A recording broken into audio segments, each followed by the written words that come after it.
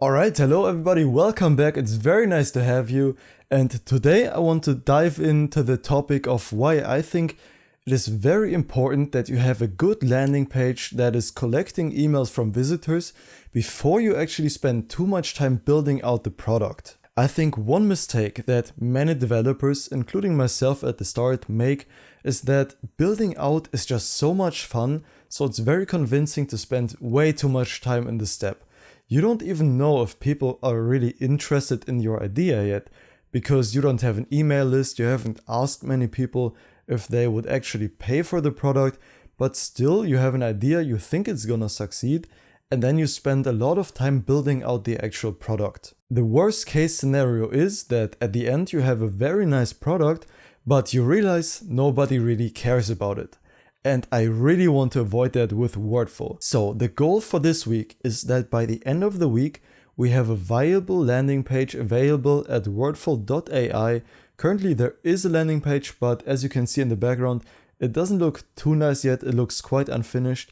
The goal is by the end of the week to have that in a different color scheme with more features and a blog that we're gonna start together, which actually I already wrote one article and I'm gonna show you that later in this video. But just to improve the landing page, that it's viable for visitors to actually visit and get interested in the product and hopefully, in the best case scenario, enter the email and be entered into a ConvertKit list, which we have created in the previous videos. And I think the first step to improving the landing page is gonna be improving the design and the color scheme.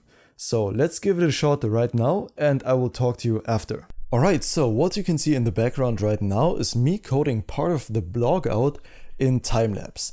And I think the difference between before and after is actually huge. So let me show you the website, the landing page. Before it looked like this, and much of the bottom stuff hasn't really changed yet, but especially the hero section is a massive difference. So this is what it looked like before the color scheme changes, and this is what it looks after, and I think it looks way better. Like the small pattern in the background, the colors, the buttons just look way more noticeable. It all suits well together. By the way, this is done with the clip path in CSS, which isn't supported by every major browser, but the coverage is alright. So I decided to do it with a clip path. And also when you click the blog, the navbar is different, by the way, if you've noticed, because the one before didn't have a navbar at all. It just had the Wordful text and that was pretty much it. Now we do have a navbar. These things don't work yet. They all lead to the same thing, which is the blog. But this already looks quite nice. These blog cards come from Tailwind UI, which made it very easy to get a quite nice UI going very fast. Okay, so here we are afterwards and I'm quite happy with the changes that we made. It looks way better in my opinion and I really want to carry on those changes further down the landing page and also onto the other pages, so it's globally on the whole website a very unified design.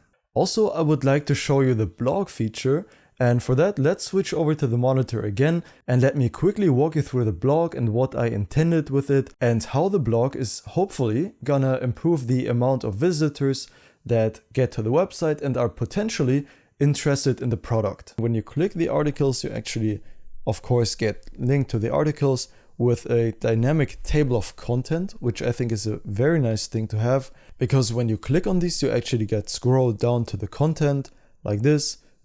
It kind of clips, so it doesn't work perfectly, but you get the idea. And just a summary up here with the title, the blog articles. Integrating these custom components with the CMS was quite challenging. I could get into the technical details, but pretty much what happens is that in the CMS you say, alright, right here there's a custom component after this paragraph, and then in React you actually define the component. So you have two things to maintain. It's probably not an ideal solution, but for now it works. And I really just wanted to make these blog articles more interactive, so they're more interesting to the readers. Right here is a concept I got from another website called Scribr. I didn't think of this myself, I just pretty much ripped it off from them. But I think it's a very nice thing. You can hover over some part of the text. This is an example about how to write an introduction to an argumentative essay.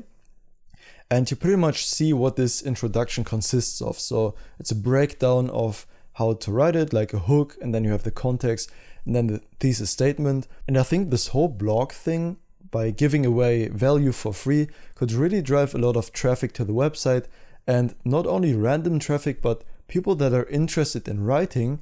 So pretty much potential customers for Wordful that might be interested in the software as well. And yeah, that's pretty much how the blog looks.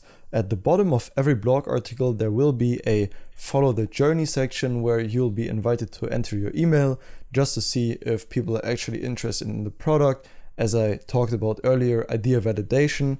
So if you enter your email right here, you will actually be entered into a ConvertKit email list. And the footer doesn't really look perfect, but I think the difference is huge from nothing to pretty much something with a blog.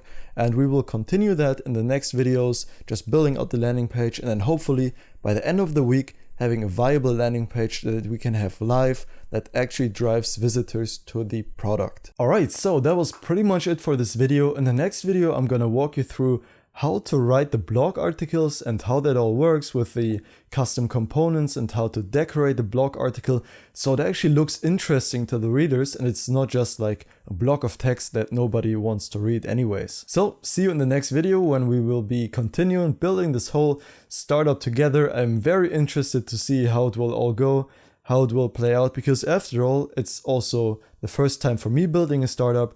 So see you in the next video, and until then, bye bye.